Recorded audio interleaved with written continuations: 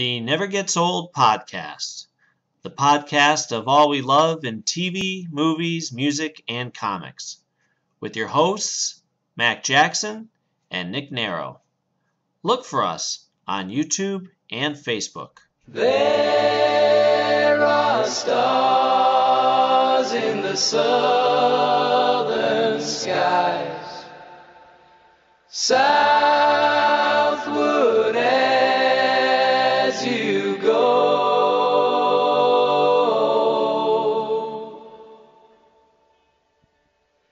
There is moonlight and moss in the trees, down the seven bridges road.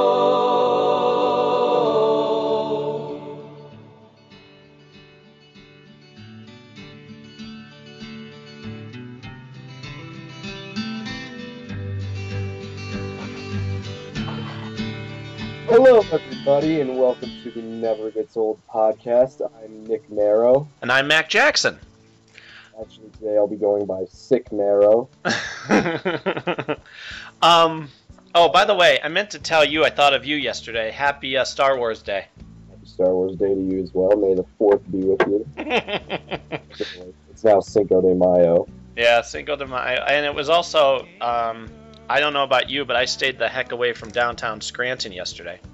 I did not. I went early so that I got in and out fairly quickly. My day yesterday was actually, I went to Free Comic Book Day down at the store, which was packed. I got there like maybe 5 minutes after 10, which is when I thought they opened, but I guess they opened earlier than that. And it was pretty packed, but I got in and out, said hello, got to talk a little bit, and picked up comics and stuff. And then I went to see Iron Man 3. Oh! So that I could not pay exorbitant theater prices. Right. And I went all by myself. This is groundbreaking for me. I've never, ever once gone to see a movie by myself. Yesterday was the first time in 27 years that I've done it. I would have gone with you. Well, I was sick, first of all. I'm also in a lot of pain because I got a sunburn over the course of the past 2 days that I stupidly got because I didn't, take care of myself. So I didn't want to, ask anybody or anything. I just kind of wanted to go do it, and then I came home, drank a bunch of NyQuil, and passed out for almost the entirety of the day until today. I mean, I got up here and there and did some stuff, but that's what I did yesterday. So, well, number one, did you see Scott Beatty at the store? I mean, I saw him there, but I didn't say anything to him. Oh, you should have. You should introduce you. He's the one who's going to come on and do a podcast. Oh, is he? Yeah. Well, I mean, there were a lot of people. Yeah. I was just, since I'm there all the time, like those people, I feel like a lot of people that come out for Free Comic Book Day, and I know it's the idea of it, and it's great and everything, but those people are people that aren't regulars, like right. you are. Like we have a standing relationship with the store and the people who work in the store. So when I go to Free Comic Book Day, regardless of whether I need to pick up any of the free stuff or whatever, generally there's nothing else. I'm already reading everything that interests me, and I know that's the same for a lot. But I go to make an appearance. Not that I'm super important or anything like that, but no. It's like, okay, get some stuff. I buy maybe a couple issues of something that I passed on for a while or whatever. Yeah. That's just what I do, just to go support the store on that day. But, it's the day for non-regulars to go and kind of, meet people, get ingrained, not feel like an outsider trying to come into this world, Mm-hmm. So, like, I don't make it like, oh, I'm going to be here all day, because first of all, it's like, it was like a ride at Disney World, getting bustled about. Plus, my skin hurts wearing clothing, so imagine getting bustled about by people. That wouldn't have been good either, but Was that from working outside? What's that? Was your sunburn? Did you get that from working outside? Yeah. What we're doing currently this week is we're working at Springbrook Kennel. Sure. If you know what that is. It's well, in Springbrook, obviously, but basically, there's an existing building. It's a kennel for dogs that he's redoing. The owner, who is also friends with my father, what he wanted to do was put a larger roof on the building. Now the building is like 100 feet long, and however tall it is or whatever. But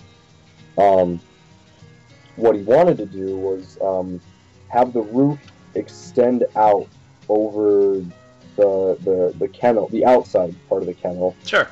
So there's about, on each side, he wanted an overhang of about 8 to 10 feet, whatever it's going to be.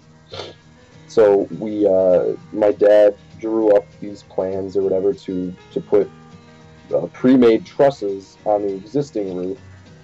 Now trusses are like, the things that hold your roof up, basically the beams and stuff. You can get them pre-made, engineered and all that stuff, so that's what he did.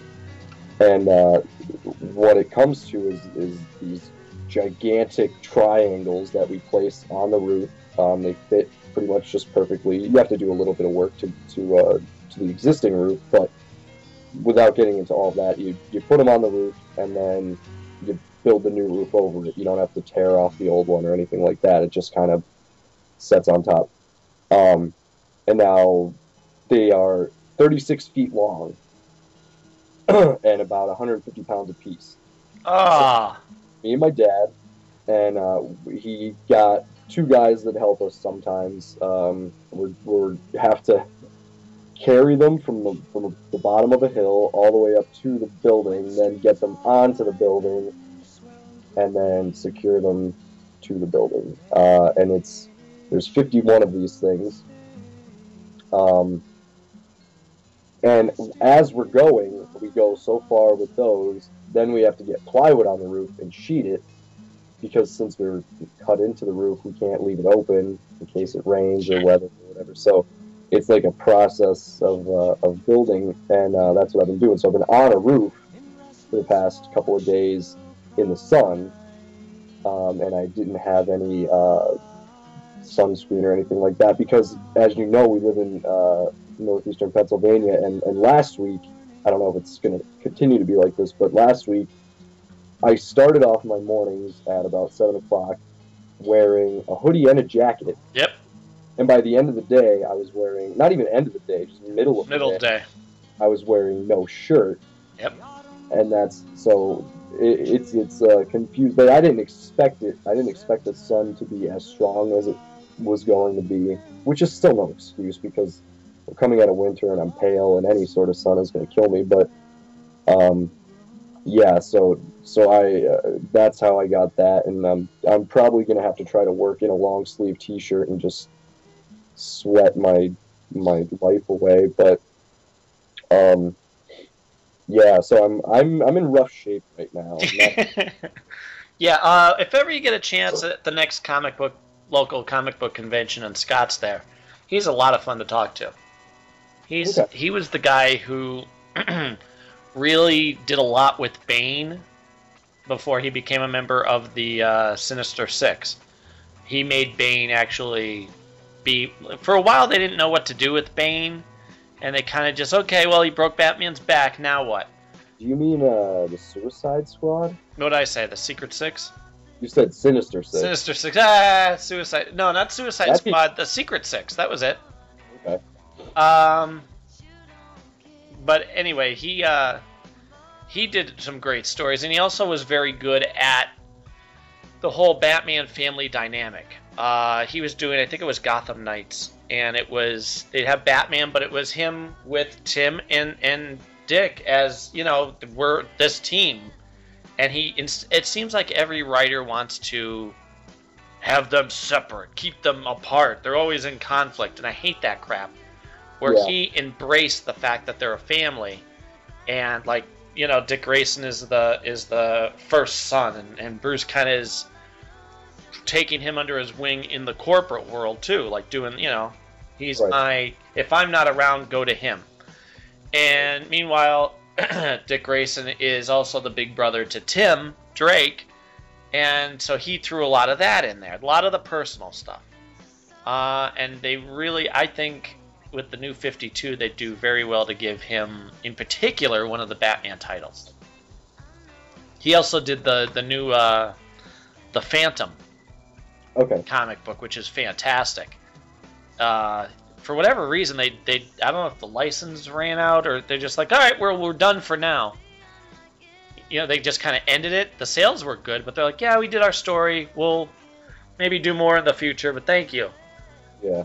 But it was great. I always had a soft spot for like certain odd characters like the Phantom or Zorro or those iconic on the fringes. You know what I mean? Like there's not necessarily a comic book all the time for them, but I like them. Yeah. And so what he did was he made like a modern day Phantom and didn't like embraced all the history, because basically the Phantom and Zorro are kind of the same character. And you know what I mean? Every father was that version of them before, for generation after generation after generation. They have a cave, they have a secret hideout, their secret identity is a rich person, and when I have a kid, they're going to be the next generation of either Zorro or the Phantom. Yeah. So, to watch how he did it, and it was supposed to be the modern Kit, whatever the Phantom's name is, Carson or something, finding out his father's legacy. And he gets a suit, as opposed to it just being a purple jumpsuit. Yeah. It was his company's technology that did the whole invisible suit type of thing, and he, all right, well, I'm going to use this to be the Phantom like my father, and I'll make it easier for myself. It was fantastic, and what was really cool was Dave from Comics on the Green, though people didn't know if we don't mention that enough, he has always been a big Phantom fan too, so Scott dedicated every issue to him. That's cool. That is cool. I felt really proud for him. I mean, to look at a comic and see your name in there, like, wow, Yeah. I remember, I just want to say this quickly because there's a couple of things I wanted to mention about our last podcast before I forget. I remember being a kid when the Billy Zane Phantom movie came out. Sure. And I've not seen it since I was a child, but I do remember enjoying it. I can't speak to whether it's good or not because, again, I haven't seen it in a long time. You might know better than me if it was really any good, but I do remember that. But that's really aside from knowing what the character looks like, my very limited amount of knowledge of the character. Yeah, it kind of gets trashed. It was one of those after the 1989 Batman movie. They're like, all right, well, let's just keep, like The Crow was basically that Batman movie, only it was The Crow. It's almost scene for scene. And the Phantom was one of those, all right, we're going to go kind of campy. We're not really going to care so much about getting it right. We're just going to have a lot of action. But like you said, it's fun. If it's on, I'll watch it. Yeah. But it's not. The same with like The Shadow. I remember The Shadow. Was that Alec Baldwin? Yep. Shadow. Yep. I had figures from it. I mean, I still have them, really. And that's again, that's all I really know of those two characters. Are those kind of campy. I enjoyed them as a child type movies, Well, that's why I got the first issue of that miniseries Masks, which I think is a fantastic idea. It's Green Hornet and Kato with Zorro, with the Shadow. Oh, cool. Oh, yeah, and it's covers by Alex Ross, so I'm thrilled to death. All right, a couple things I want to mention about our last podcast that we talked about, and I'm already losing them. But the first thing was we talked about Daredevil's billy clubs on his left. Yeah. I tried to do some research. on why, but I couldn't find anything except on forums a couple people asking the same question, like why are they there, and nobody answering. But so that it's on other people's minds. That's cool. I appreciate you doing that. But if you type in why are Daredevil's Billy Clubs on his left leg into Google, our podcast comes up in the very near the top of results. So that's for anybody who's going to search for that specific query, you'll get our podcast and get no answer to it. Get our frustration. Darn it, why? But so there was that. I'm trying to think of other stuff we talked about now. Oh man, I'm sorry. No, it's okay. I had all my head nodded down. What else did we talk about last week? Well, I know there's a couple things I want to go back to because I got to finally read Batman and Robin. Okay. Well, yeah. Part of what I wanted to say was I caught up on a lot of my reading this past week. Uh-huh. And you're right. Woo! That Batman and Robin issue. Well, yeah, with Red Robin. With Red Robin, yeah. And Frankenstein. Yeah, I'm excited to see where that goes. I'll tell you this. I'm reading it, and I never read the Frankenstein Agent of Shade when it was a book, but I like the idea of it. And I got like a sample or something. I enjoyed that, but again, it's one of those you only have so much that you can read. Blah blah blah blah blah. So. I love that the way that this takes place, whenever they do a crossover with a TV show or a movie or something, and they have characters meet, and you already know the other character, and they jump you into the middle of a typical fight scene or adventure that character is on. Yeah. You know what I mean? Like it's that side of, this is, you're already used to this when you watch their own show. That's what this felt like. When they show Frankenstein fighting who he's fighting, it felt like you were okay. I didn't feel like this was strange at all. I think that's Tomasi's, that's a great skill that he has. Like that, I enjoy that. I felt like, okay, I didn't read the series before, but boy, I feel like we're just jumping into the middle of his adventure as it is, and Batman scoops you up. That was fantastic. Yeah.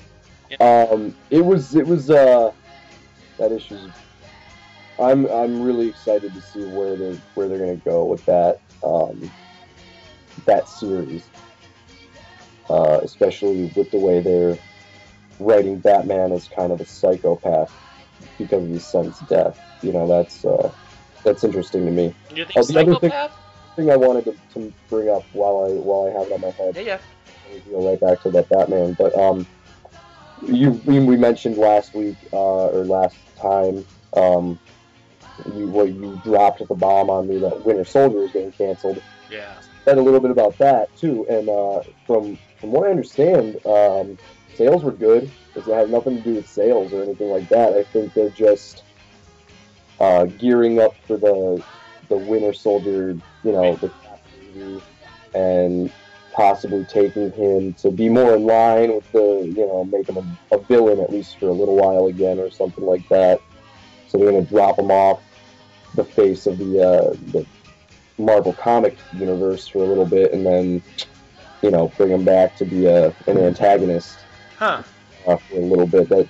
That seems. I mean, again, that's all hearsay and just Sounds like it. I mean, that sounds logical as far as a marketing. Yeah. So that actually made me feel better though. Somewhat, because I obviously it's no secret that I have an affection for the character, but the fact that it was doing well, despite the fact that he's not a character that's been, he's existed quote unquote for years and years, but hasn't been in the limelight or anything like that. It's just he's relatively new as a character, but he was doing strongly enough that it's not a matter of we just canceled it because sales suck. Right. That's good to me. Also, obviously they're basing almost an entire movie around his character. Mm-hmm. That's cool too. And I'm excited to see where they go, because there's so much like Bucky stuff that people have, their writers have like prodded and poked at here and there. That's intriguing. He's just one of those characters I think everybody's like interested in, whether or not they read his solo title or whatever. One of the things that I'm still waiting to find out is back with in one of the, I don't know if it was one of the events where the Avengers went forward in time and met up with old Tony Stark and old Hulk, and then the young Avengers were the kid Avengers, the next Avengers, the Avengers, the children, and you know, the Bucky was still Cap at the time, and Wolverine was there, and a couple other people. And then when they all leave and travel back in time, the kid Avengers are like, that was Bucky Barnes. I hate him. You know, he apparently does something really horrible, which I'm sure will be heartbreaking for me. But I'm still intrigued to see what, you know, if that's something that they had mapped out for the future, like a thing that is going to happen. I would love it if it was, but God knows, because that was Bendis that was writing it. Yeah, and I mean, just throw away alternate universe something, and that they just never do anything with it and write it off and just never mention it again. But if they do, I'm intrigued to find out what that could possibly be. Yeah, and maybe it's coming up soon if he's going to be a villain again or something like that. But you know, it should be all good stuff, because everything they've done with him, and again, when I was doing some looking into why it was canceled and everything, people were also saying, you know, that the current writer is Jason Latour, and you know, they were saying not that it was exactly as good as Ed Brubaker's stuff, but it was still good. It was still enjoyable, and to me, it was still enjoyable. But I guess next month's issue is it, and then it's done. So. But hey, you know what? I could see the Marvel bigwigs going, wait, we could do a brand new #1? Oh, you know how well the #1's do, and let's wait until it's a week before the movie comes out. You know what I mean? Which, yeah, whatever. If they're even going to do that. I don't know that they're going to just be like, oh, here's a solo Winter Soldier villain book. You know what I mean? Yeah. Right away, but he'll probably pop up and it'll probably be a Cap storyline that's, you know, shoehorned to fit in with the movie coming out, and that's not till next year either as well. But what I do think is probably a smart move is getting them off the grid for a while to pop up in a year or so. Yep. I mean, it's unfortunate for me, but what are you gonna do? Like 2 months before the movie comes out, be like, oh, he's gone missing or something. That's not really the smart way to do it, and that's the battle in my head with you know, the selfishness for wanting to read more of the character versus the smart business and story move. Right. So. Well, back to the what I was saying about Batman. I don't know if he went. Wouldn't say he's psychopath, but I do think he needs some counseling at this. Like he doesn't know how to grieve, and I like this angle because it's not him acting un-Batman-like. It's him still being Batman. Like, you know what I mean? Like, he's not going, all right, well, now I've lost my mind. No, he's misguided in he's so desperate to get his son back. Yeah. That he's like, well, you know what? You're still alive, so I'm not technically killing you. I'm just gonna take you apart. And he's like, you know, working on him. I love that because one, it shows just how freaking powerful he is. Yeah. Like, you're freaking Frankenstein, and yeah, I'm still, you know, I'm gonna take you apart right now, and we're gonna tussle a little bit. But in the end, I'm gonna win, and then your head's gonna be there talking to me while I'm working on your arm. But at the same time, I kind of sympathize with them, but you could tell where he's wrong. Like the way he's trying to do it is wrong. Yeah. You know, and to have God, I hate calling him Red Robin, to have Tim Drake show up and be like, you know what? This is for your own good. I have to destroy everything. Love that. Because, you know, he tried talking to him and he wouldn't listen. Well, okay, I kind of got to ruin this on you. You know? It's interesting.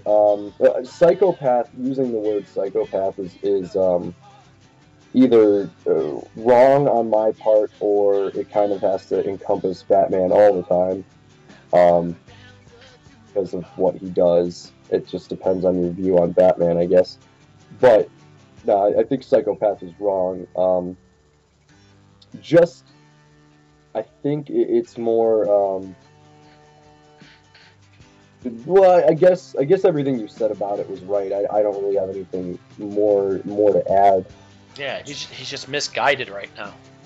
Yeah, it's just like this time really pushed him over the edge, because it's not like he's going out there killing people anymore. You know, his whole perspective on fighting crime changed or anything like that.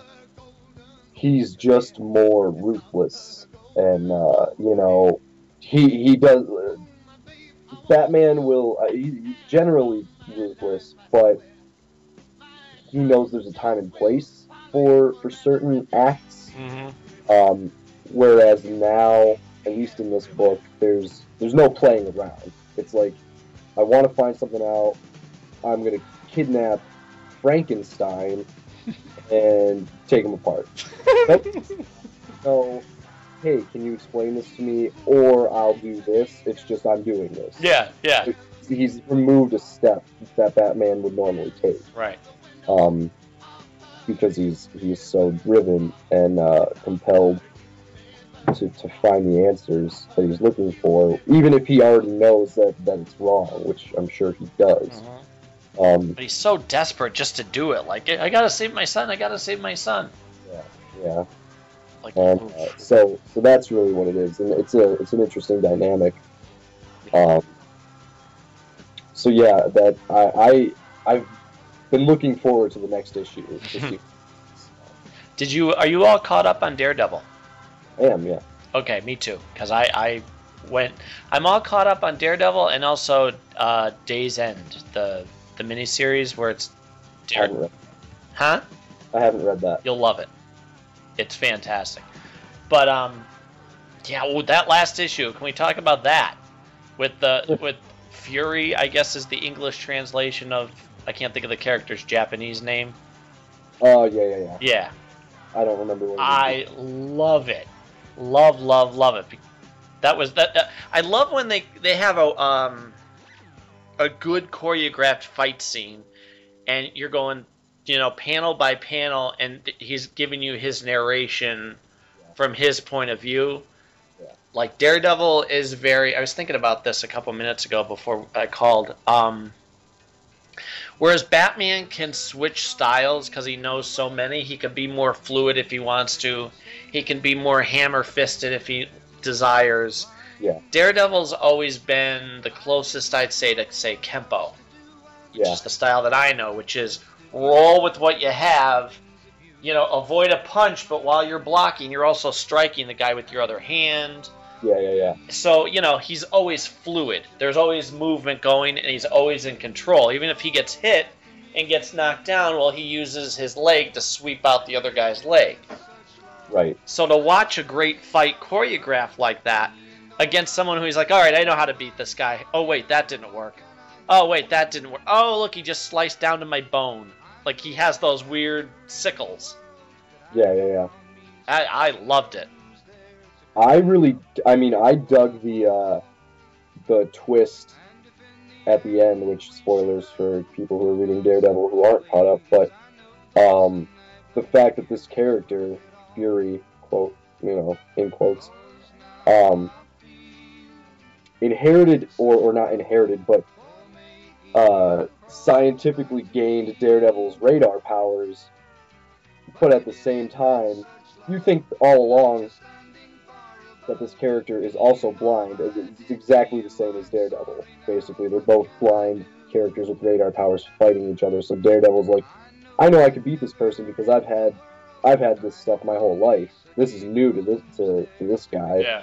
He can't top me. He's quick, and he's kind of getting the upper hand on me. But ultimately, I'm going to be able to take him down because I know how to handle all the weaknesses. So he goes into the store, turns the sprinkler system on, all the lights off or whatever, and he's like, "I got him now," because I've managed to be able to deal with these distractions in this sort of environment.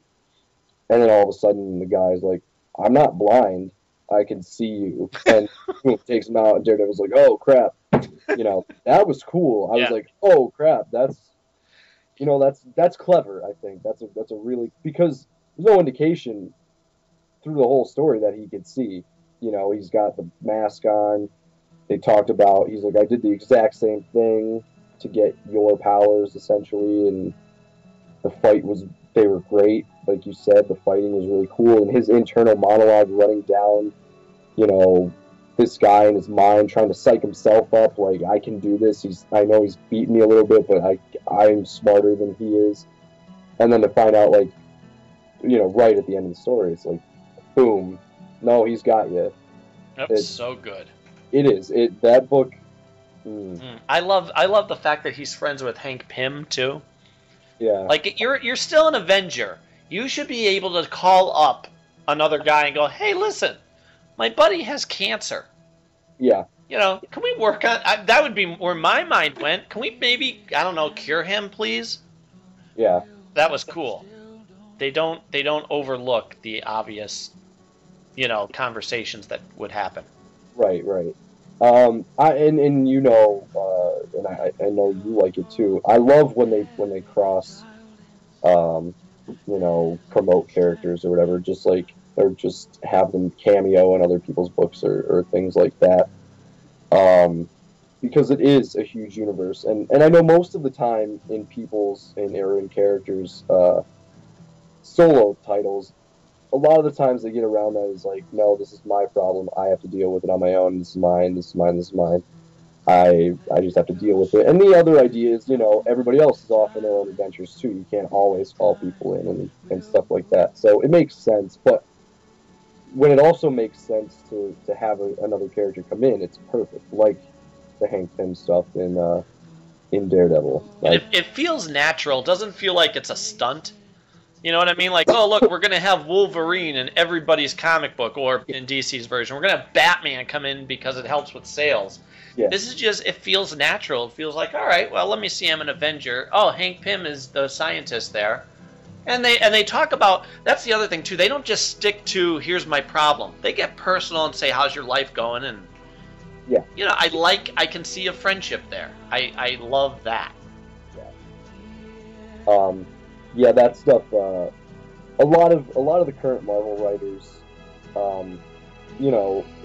people like to trash on them, and I know it's a lot of the old guard just pining for the days of one and done stories all the time, and the wackiness that happened back in the 70s and 60s and 80s. But I think a lot of the current writers, especially the top tier ones, are really good with interpersonal relationships and those developments and things like that. Yep. In all of the books, really. I remember when it happened. It's been the last 15 years. I'd say since Bendis came on. The thing that made Bendis such a name was it wasn't about the punches in the face. No, yeah. It was about, let's have a conversation. It's going to be a lot of word balloons. But everything matters. There's emotion, and you can actually hear it's. They'll do the stuttering in the word balloons, like the they actually pauses in between what he's going to say. Yeah. As opposed to, I'm going to say just the bare minimum, just because I have to get the point across.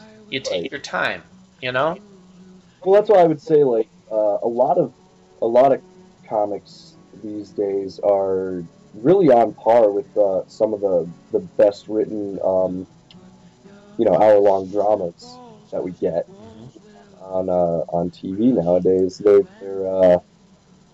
really well done, and it might not be as heavy-handed, or I mean, heavy-handed's probably the wrong word, but as maybe mature as some of those shows, but they're close. The only reason they're not is just because they have to, not, I wouldn't say pander to children or anything like that, because I don't feel like you really have to pander to children, but, I mean, there are just some sort of emotions children don't understand, I suppose, just by nature of not being old enough to.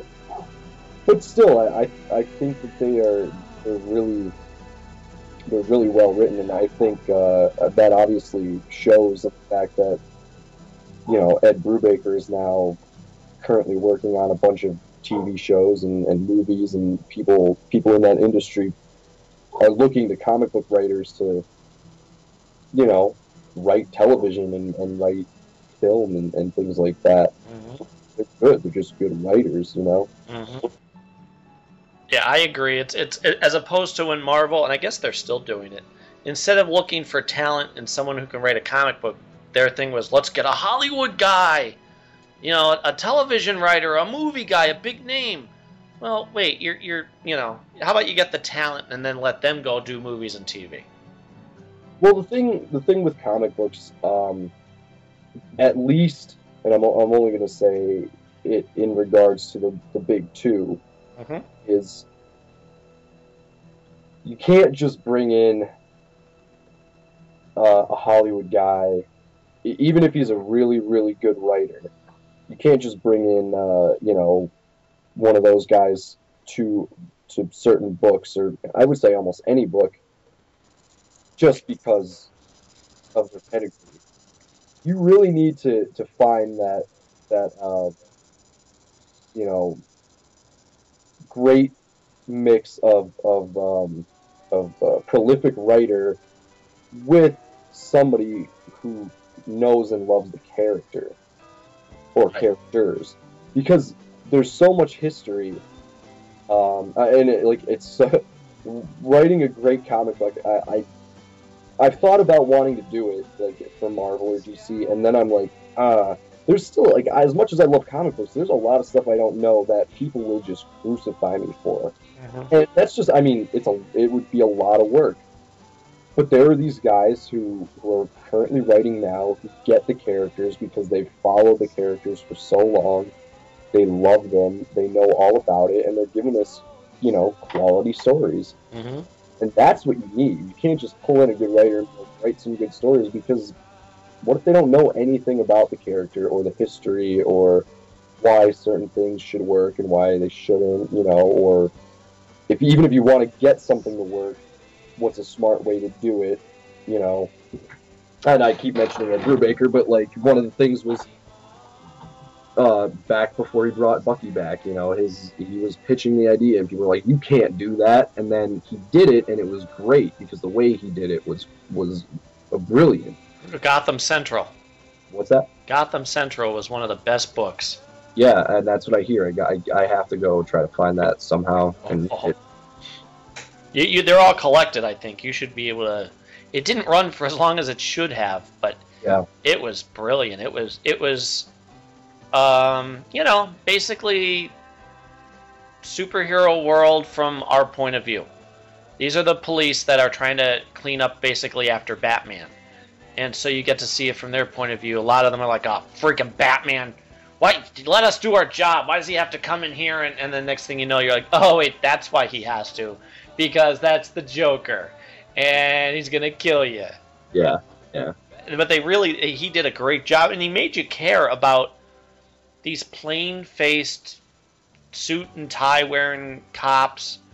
Who cares normally? But the way he wrote it, you identified with them. You knew different personalities. You knew which characters were going to conflict later on. Yeah. It was great. Okay. Well, so I'm guessing, you haven't seen Iron Man 3 yet, right? No, I'm hoping to go with my buddy Joe this week. He said, call me tomorrow, I'll let you know. What'd you think? Obviously no spoilers. But... Yeah, I'm not gonna. We'll spoil it after you've seen it. Yeah. And it's still the opening weekend, so even if you had seen it, I would say maybe we shouldn't say anything yet. Right. But I enjoyed it a lot. Now I've been reading,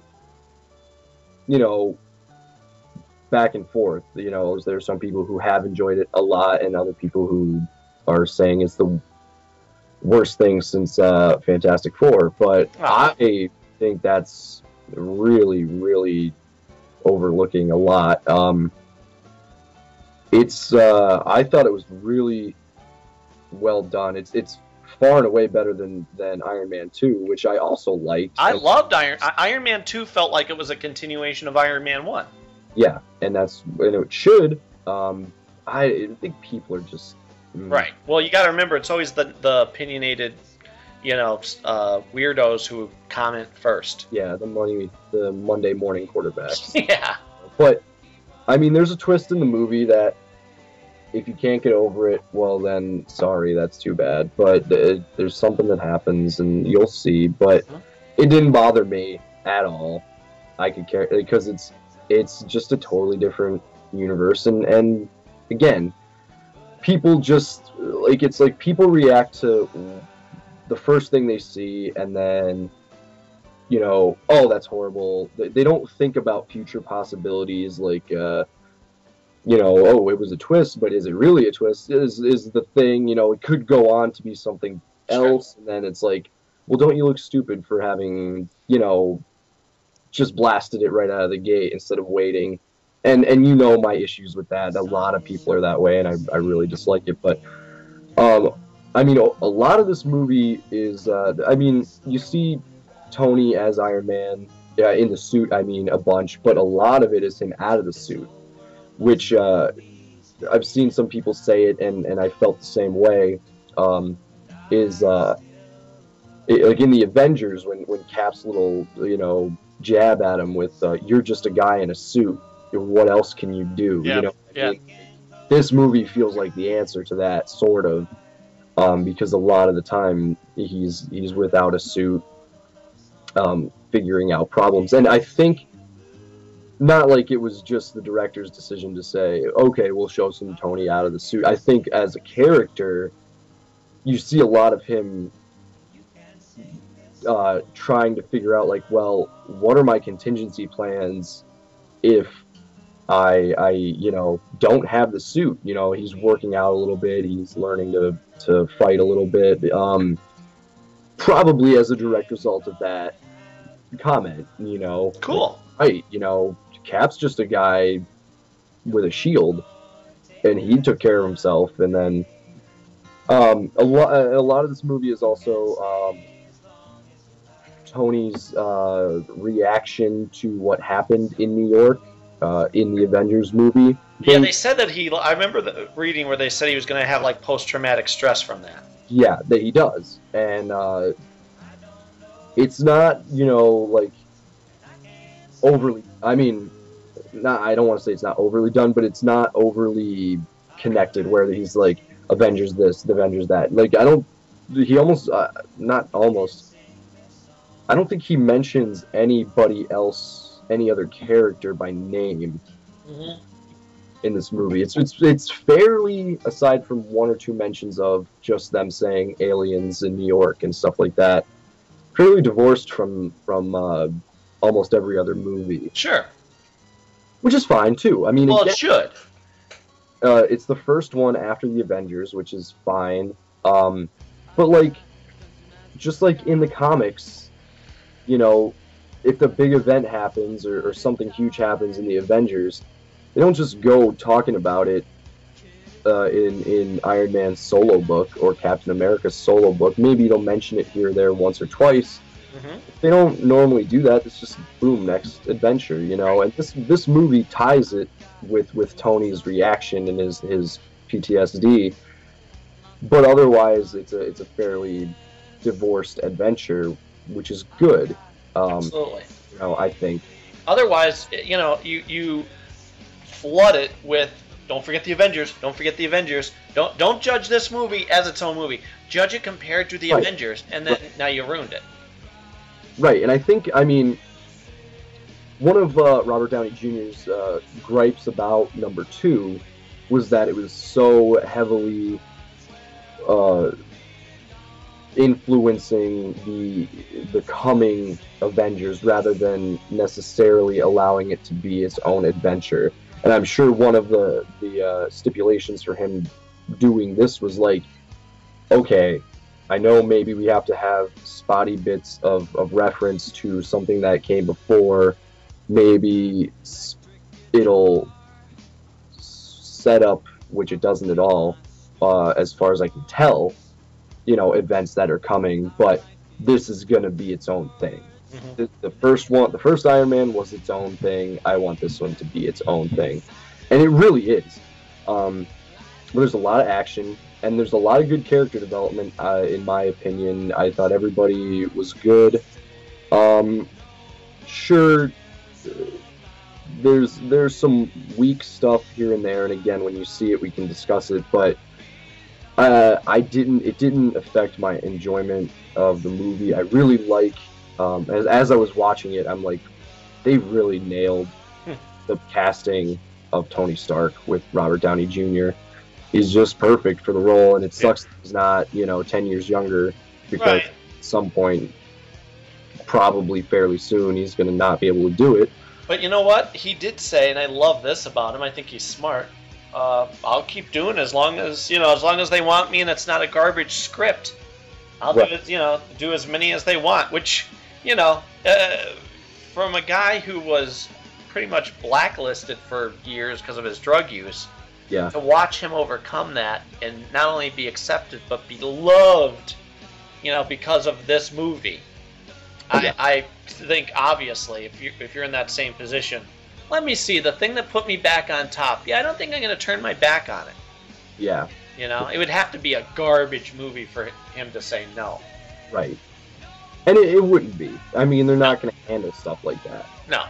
But it's, crybaby fans that are trashing it for one reason or the other. And like I said, we'll talk about some of the minor things, but this movie in no way was The Dark Knight Rises. I mean, there are not a whole lot of plot holes. Good. There's nothing that I'm after the movie going, well, that didn't make a whole lot of sense, and like with The Dark Knight Rises, there's about 30,000 things that I went, what? Yeah, I'll just let that go. Right, but this felt like a good continuation.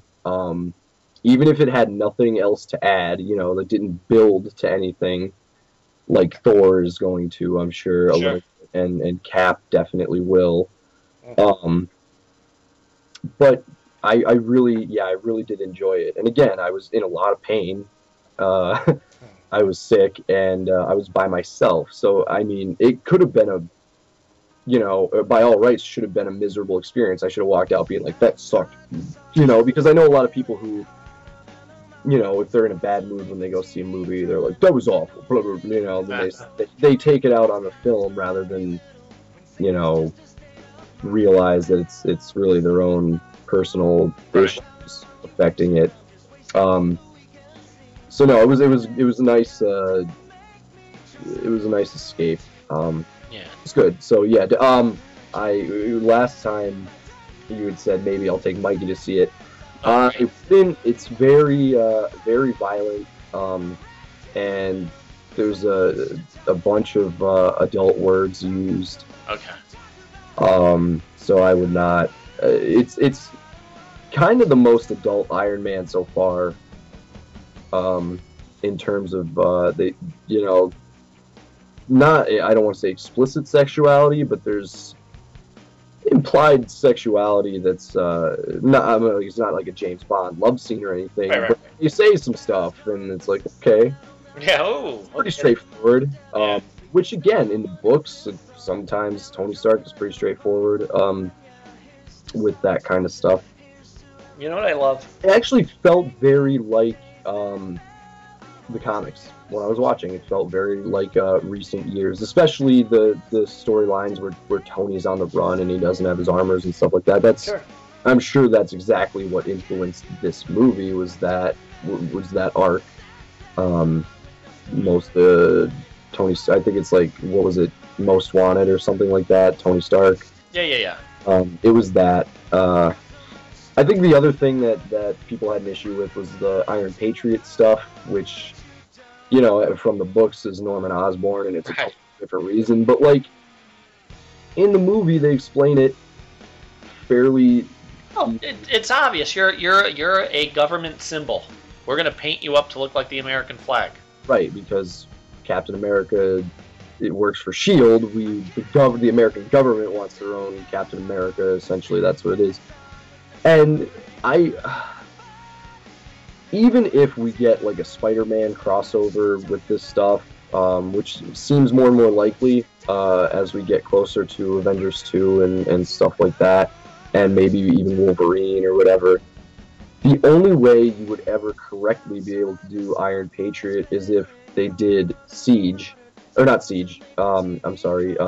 War. Sure.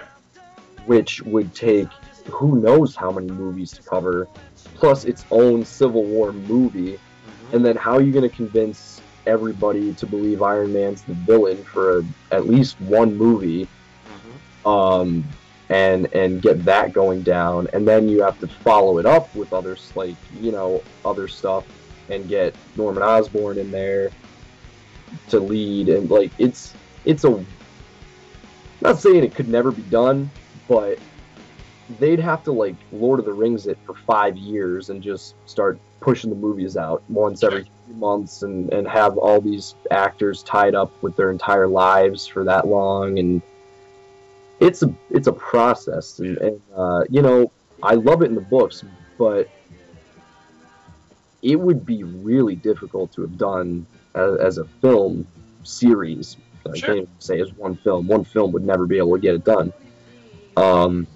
So I mean, the fact that they used the Iron Patriot because it's popular, or it was popular in the comics, and they changed it again didn't bother me because I like the armor, and the way they used it was fine. So it's just like I said, just all these crybabies.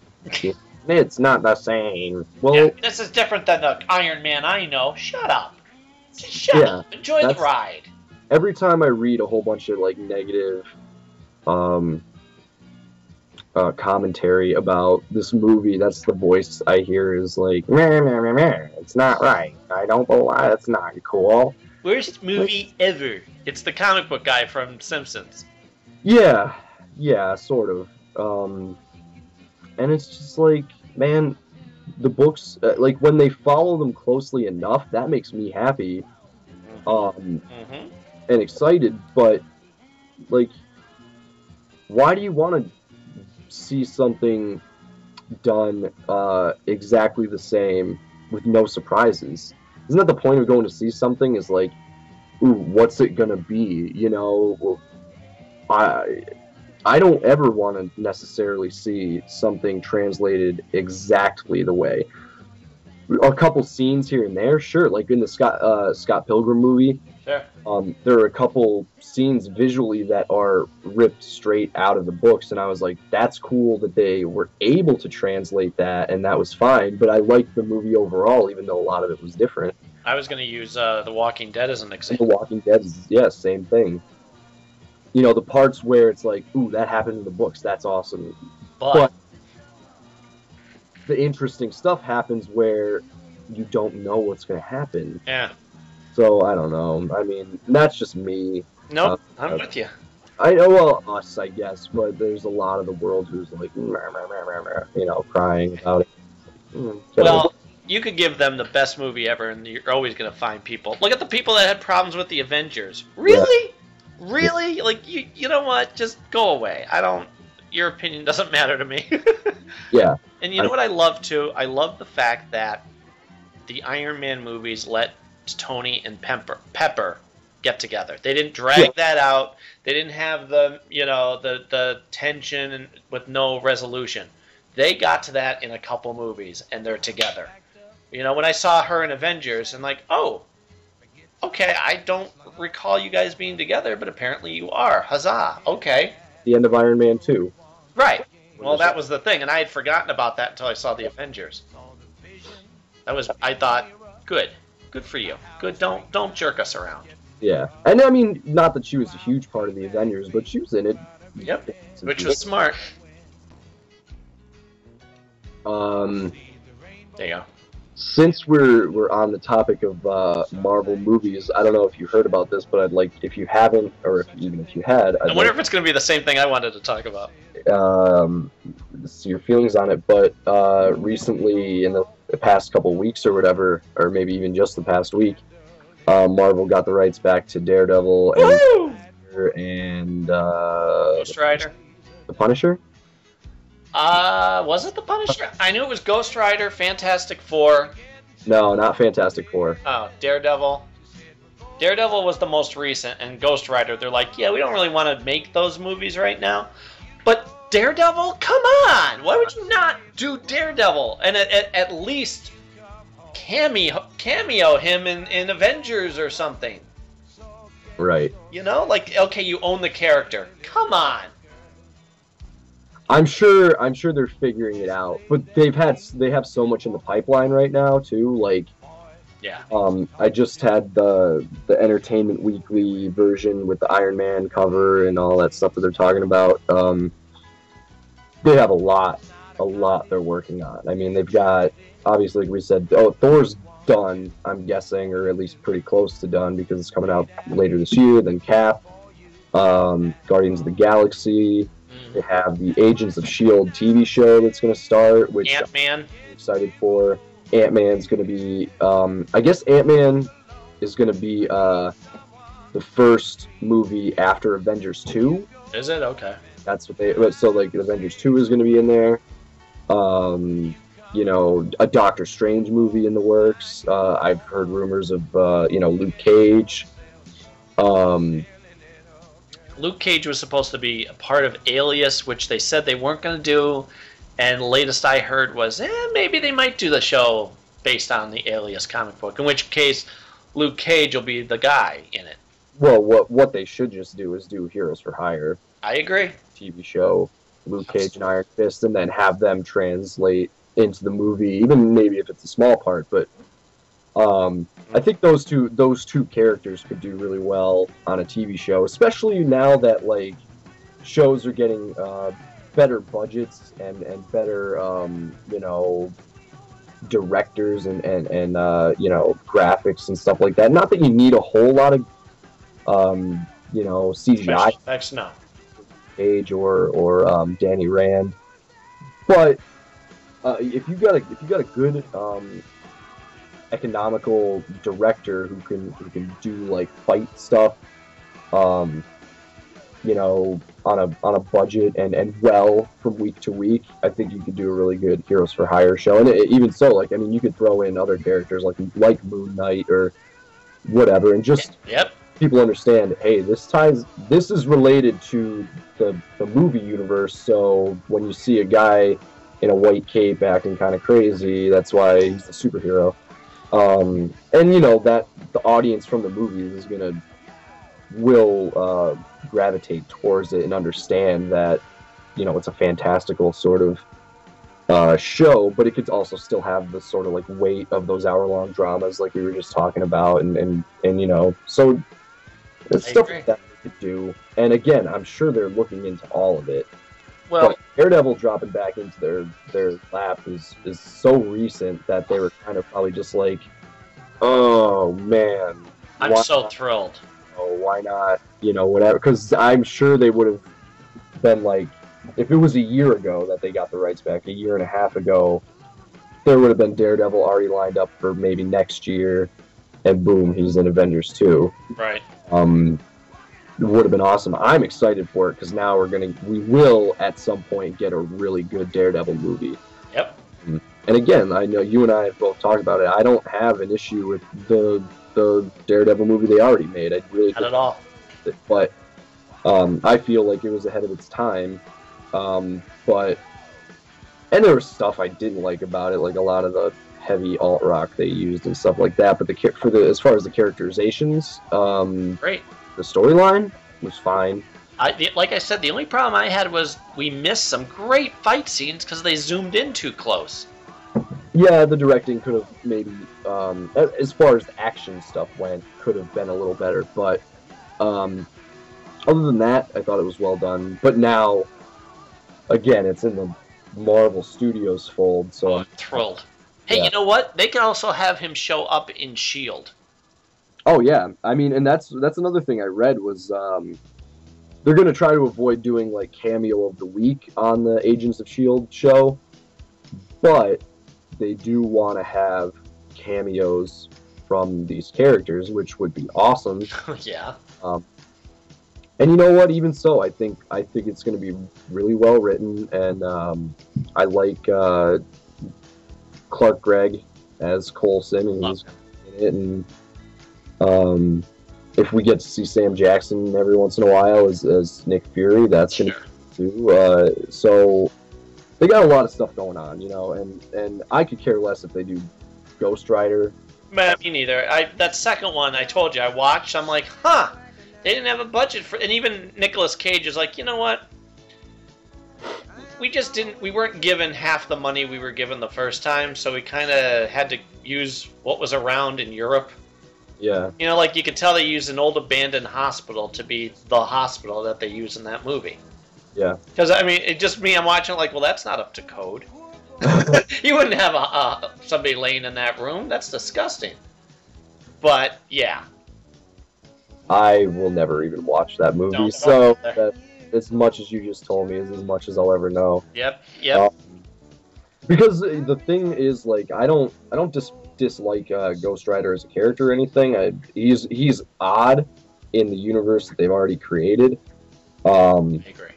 He's like an anomaly, but I know that they all. I mean, like, I guess like even Doctor Strange could be an anomaly because they're all these sort of like magical hell-based characters or whatever, and then they find their ways of fitting in, which is cool. But like Ghost Rider is not a character that ever necessarily crosses over. Yeah, he's really almost always on his own. But I did read a lot of Ghost Rider when I had my online subscription, and the stories were fine and stuff like that. But when even when the first movie came out all those years ago, and I wasn't even reading or collecting comics at the time. I was just, you know, I just liked comic stuff. I just didn't ever read it that much. And they cast Nick Cage. Immediately, my first thought was, isn't he already like way too old to play this role? Like does not fit this role or character at all.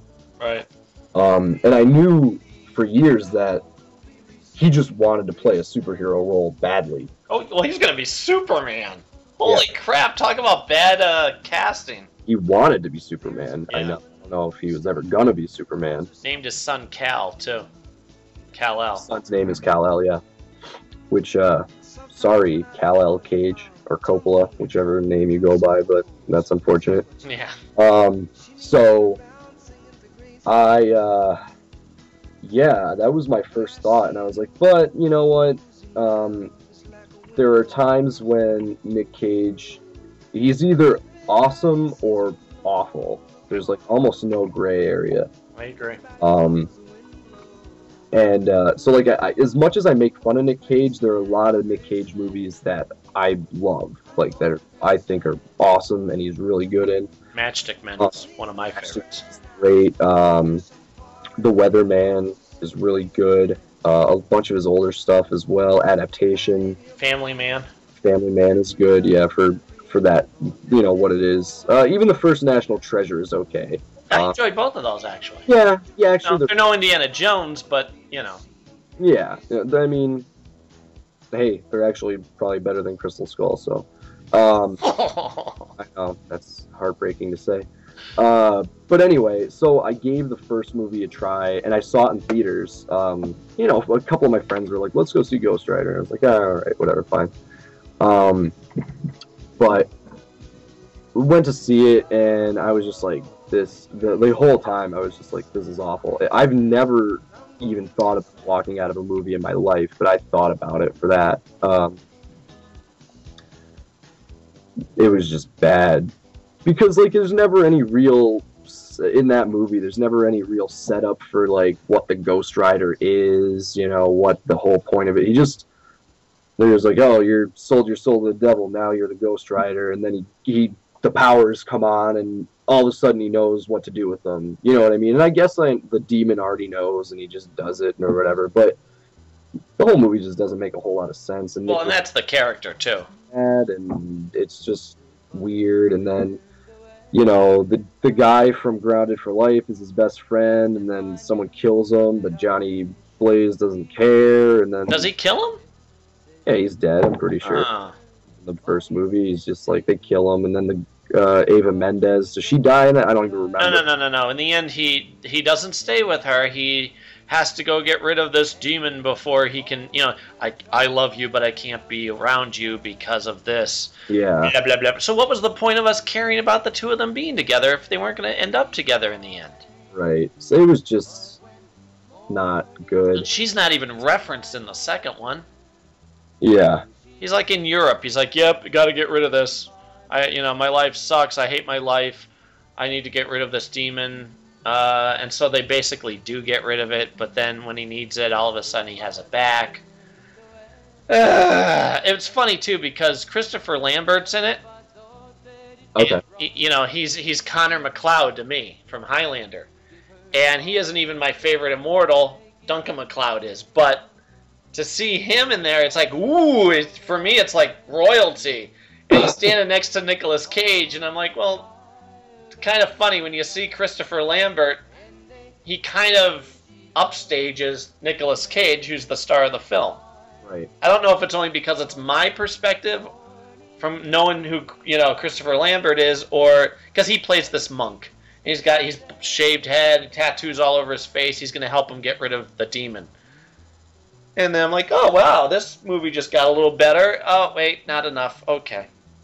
Yeah. And it just ends, and you're like, oh, I'm kind of glad I didn't rent that or spend any money whatsoever on that. Yeah. Caught it on TV.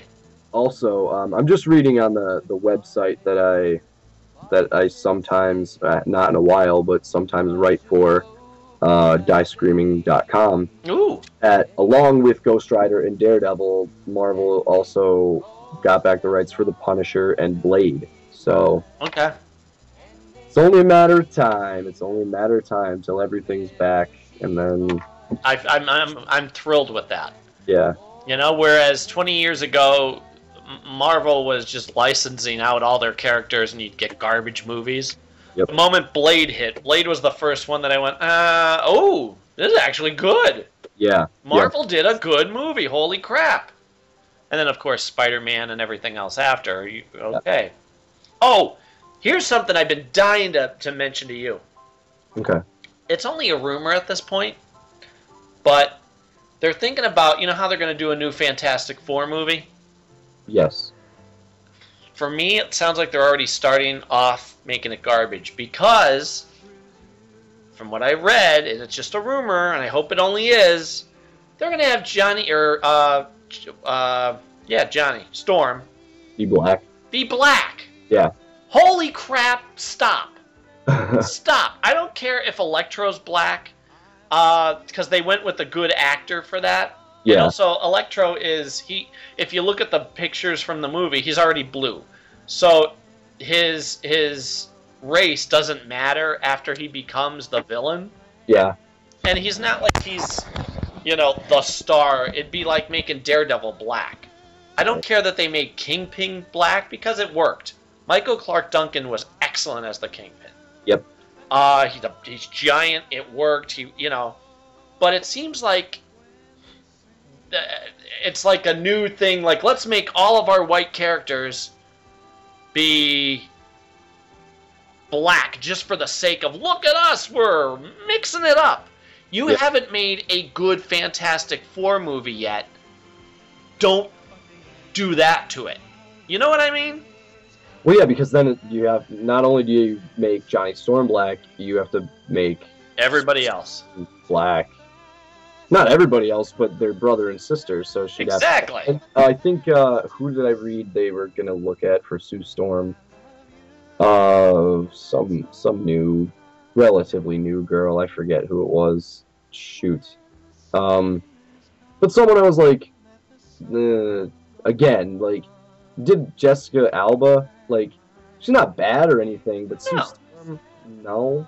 No, but again, it's not a slap in the face where... Oh, let me give you another example. It's become like the new fad where we got to make all these classic movies The Wiz. We have to do black versions of everything.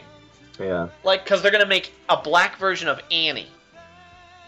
Stop it. Make it its own thing. Let it, I'm not trying to make, I don't want to see classic black movies do the white version. I don't want to see any other, let it be its own thing. Let's make Luke Cage, let's make him a white guy. It doesn't work. It's not what they're about. Right. Here's the thing is, there are a lot of really well-written black superheroes that they haven't done anything with in movie or TV form yet, like we just said with Luke Cage. Yeah. And they could do Heroes for Hire and stuff like that. Like, don't just change. And again, I could really care less if it makes sense and stuff like that. Doesn't necessarily matter to me, race or whatever, but do something with the characters that they created, I mean, as they are, like, Luke Cage or, Cloak and Dagger, or... Yeah. I mean, they have the Falcon in the next Captain America movie. Rhodey in the Iron Man stuff. Absolutely. Actually, I didn't mention this, but Rhodey in Iron Man 3 is awesome. Is he? Yeah, Don Cheadle. You know what? As much as I like Terrence Howard, Don Cheadle is a much better Rhodey, and it shows in this movie. He's really good in it. Well, I just caught. I was watching because for the movie they're showing Iron Man 1 and 2 this weekend. So I had Iron Man 1 on, and I'm like, wow, Rhodey, really? You can tell the difference. He's not as great an actor as he thought he was. Terrence Howard. Oh yeah, Terrence Howard. I'm like, yeah, compared to Don Cheadle's, and again, Don Cheadle had more to work with. He was more, focused, blah, blah, blah, blah, blah. But, in hindsight, doesn't look as good. No. Well, it's different. I mean, he's different. Terrence Howard is a really, really good actor. But he played Rhodey differently. Like, he was a little more hip, I guess, is the way to say it, with the way he spoke, and like he was just a little more modern. Sure. Whereas I always took Rhodey in the comics to be the soldier that he is. Really, he's a lot more straight-laced, and not that he's a bore or uptight or anything, but he's battling his commitment to the military with his friendship with Tony, and it's somewhere in the middle there, maybe a little bit more leaning towards his actual job than his friendship with Tony, but I always took him as that, and I feel like Don Cheadle plays that better. Right.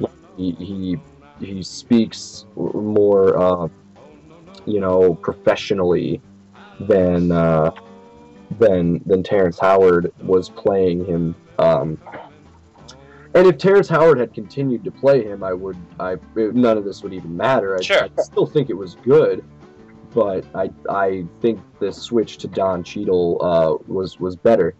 But ultimately, the point is, you don't. I don't see why they would feel the need to change the race of characters for any reason. I mean, maybe make Ben Grimm black. I don't know. Like, that wouldn't be too much of a stretch. But it seems like they're doing it, like you said, like they're it's almost forced. Yeah. It's like a forced sort of like, look how not racist we are. Right. Look at how PC we are. Yeah, and it's like, well, if you change Johnny Storm, then you have to change Sue Storm. Yep.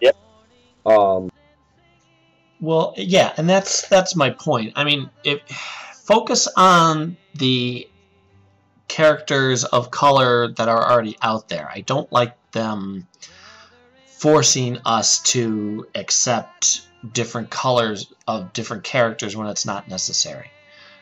Oh, in other news too, downtown they had this weekend in Scranton the Office farewell party. I didn't go because it was chaos. I don't know about you, but yeah, I already had. Well, I think I told you in the past that I had played at the original Office convention a few years ago, and ever since then, the city, I don't know, they dropped the ball. They should have done more. They had NBC's blessing. It was easy money for the city, but they did one very overly successful convention where they had people from different countries come to Scranton, taking pictures of buildings that we walk by every day, and then they never did anything else again. So, I mean, I don't know. I don't know about you, but it was crazy. But yeah, I saw pictures and video of how chaotic it was to be there and be part of that, and the payoff, just what I've already done that. I did that when I was performing there. Yeah. And even then, I got to see them 3 feet in front of me on the stage, and that was nice and great. But for me, it's about the one-on-one experience with good people. Right. And so, as grateful as I am that the city finally, on the last chance they had, decided to have a farewell party, Mm-hmm. I don't know, same thing probably for you. It wasn't worth the chaos to try and be part of it, because I hate crowds. I hate not being able to park. You know what I mean? I hate having to bump into people who are ignorant, and everybody's climbing over each other just to get a view of somebody from a distance. Yeah. Plus, it was what? Free Comic Book Day, Cinco de Mayo. There was another thing going on. Ugh. Yeah.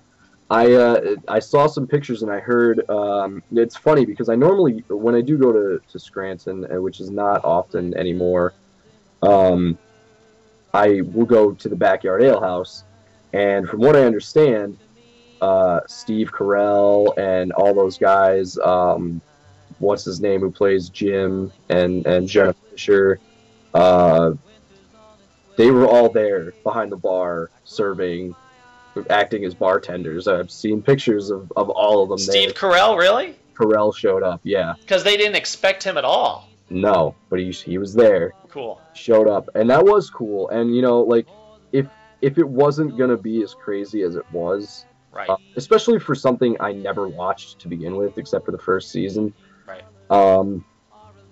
I was just like, it's really not worth the effort to try to go cram into the ale house when you probably couldn't even get in anymore anyway by the time I found that out. Right. Just like, whatever, like, would it have been fun? Sure. But I sent out a tweet last night because, again, like, I'm in pain. Like, I wasn't going anywhere anyway, but I sent out a tweet. I was like, you know what, I would only be excited for this whole Office thing going on if Ricky Gervais showed up.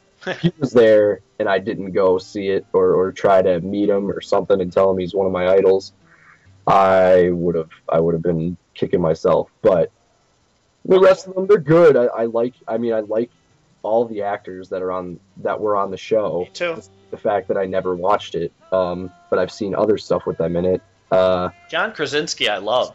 Krasinski was in the running to be Captain America too, and I was like, you know what, cool. Sure. He's a good dude, from what I understand. Matt Damon loves him, so he must be awesome. Well, that was the other thing. He had come to Scranton before the show aired. He came with the guy to take, during the credits when they filmed the city? Right? Huh? He filmed it, right? Yeah, he was there. And he wanted to get a feeling of the town. Mm-hmm. Well, this is the other beautiful thing about this. I am sure that most of these people are going to do what they've already been doing. Just show up unannounced. Oh, yeah. I could see John Krasinski stopping by and just hanging out. Why not? Brian Baumgartner, he's done it. So if they're that type of people where I feel like if we had run into them, you could just treat them like a neighborhood guy. Yeah. You know, hey buddy, how are you? Nice to see you. And they like to go to the bog, and you know, even though I think that's overhyped, but they'll go to the bog and play bartender and, you know, do that type of thing. Mm-hmm. So, and I don't hang out at bars, but I do go downtown, and I'm sure we will run into them at some point. Yeah. So I don't want to be. I'd rather have a quiet moment, quick off to the side of conversation, as opposed to let's be part of the chaos. Yeah. Ugh. Very cool though. I mean, yeah, it was cool. It was an interesting thing for them to do, and I'm glad, like, you know, all the celebrities came and the actors and enjoyed themselves, and I'm happy for the people who went and enjoyed themselves. But I just, you know, didn't really feel a need to be a part of it, especially not in my, you know, physical Right. debilitating state. I said to Cindy, you know, after you meet someone like Mike Nesmith, all the rest just kind of, yeah, that'd be nice, but I don't feel the compulsion to make sure I meet other people. Oh, yeah. I've already met one of my two ultimates, so, you know, and the universe has been pretty good to me, meeting good people anyway. Yeah. That happen to be famous, so, you know. Yeah. So, I don't know. But that, I mean, again, it was cool. Sure. Hey, and anything that's good for the city, I'm all for. I just wish whoever was in charge had taken the opportunity to do one of those every year like they should have. Yeah. You know? Meanwhile, what? We're getting the news because of our economic stress now. You know? That was a quick and easy solution where you had, a giant network that would support you. And if anybody who watched The Office, 98% of the things they mentioned about Scranton were actual places. Right. You know, there's only been, the Benihana and Hooters. We don't have them. But everything else were actual places. Right. But, that's a rant for another time. Just, you know, I guess that pretty much sums it up. They dropped the ball. Right. And I wish I had known about this thing ahead of time, but I don't feel like I missed anything. No. Yeah, me either. I guess we'll wrap it up since it's been like 2 hours. Okay. Anyway, I guess it's my turn, huh? Yeah, it's yours. I want to pick an Ian Matthews song, which, and I don't know if I've ever ranted about this. Ian Matthews is one of those guys who deserves more publicity, I think, than he's gotten. He's got a lot of great songs. One of his albums, probably his most critically acclaimed, is called Valley High. Okay. That was produced and arranged by Michael Nesmith. Now, I had heard about this through the years, and I finally got a copy of it, along with his next one, which was called Sometimes You Eat the Bear, Sometimes the Bear Eats You. But great stuff. Like, he'll do covers occasionally of, like, Jackson Browne songs. You know, whatever. If he feels like it, he'd do a cover. Yeah. And I like it. He's got the acoustic and the harmony and stuff that I love. But on this particular album, you can really feel Nez's influence. He even does one of Nez's songs, Propinquity, I think is the one. Either that or some of Shelley's Blues. I'll have to look. But anyway, great stuff. The one song that is widely known is a song that the Eagles have taken credit for, Seven Bridges Road. Okay. Rock 107 and all the classic rock stations will play the a cappella version of the Eagles playing it live. And the harmony's so tight. Well, that song was arranged by Michael Nesmith. And he even, I think, sings the harmony to Ian Matthews' version of it, so you can hear it. Well, the Eagles, and this is my big gripe with them, they never give credit to the people they take from. Okay. So for years, they have claimed Seven Bridges Road as their song.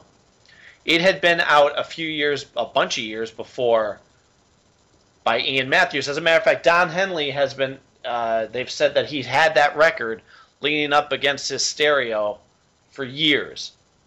But when they perform it, they always say, yeah, it's our song, this is ours.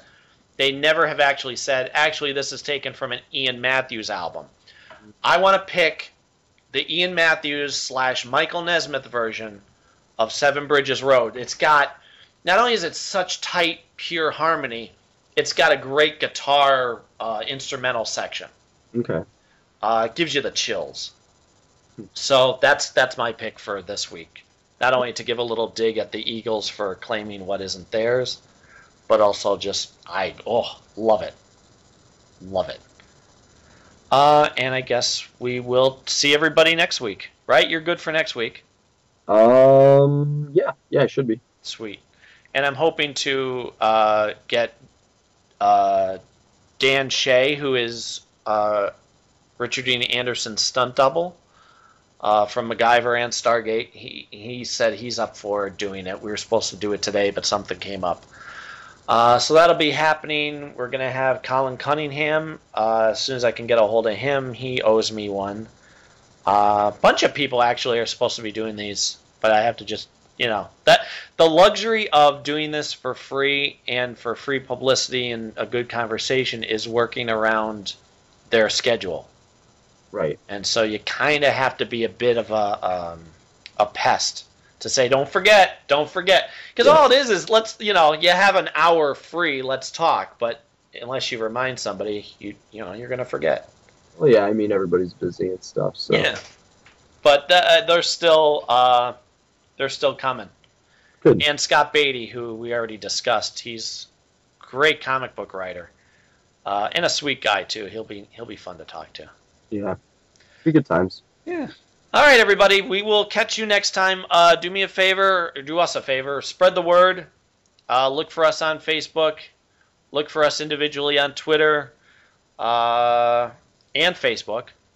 Look for the Daymen. Look for Harmony Constant. Buy a track or two, would you? Oh wait, I mean, and basically just take this link and put it on your Facebook page. Let's share the love, darn it. Yeah. I like to think we're entertaining. Wouldn't we all like to think that? Yeah. All right. See you guys later. Bye, everybody. There are stars in the southern skies, southward as you go.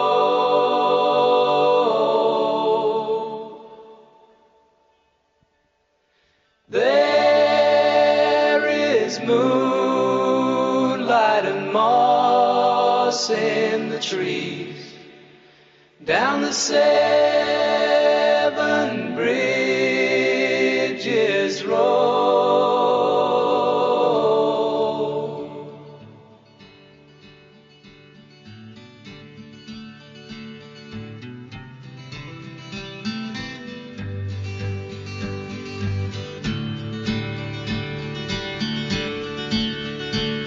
Now I have loved you like a baby, like some lonesome child,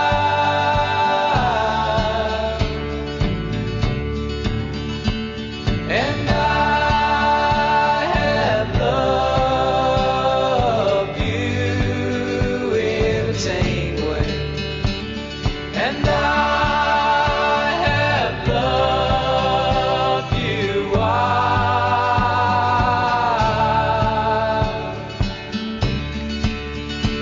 Sometimes there's a part of me has to turn from here and go,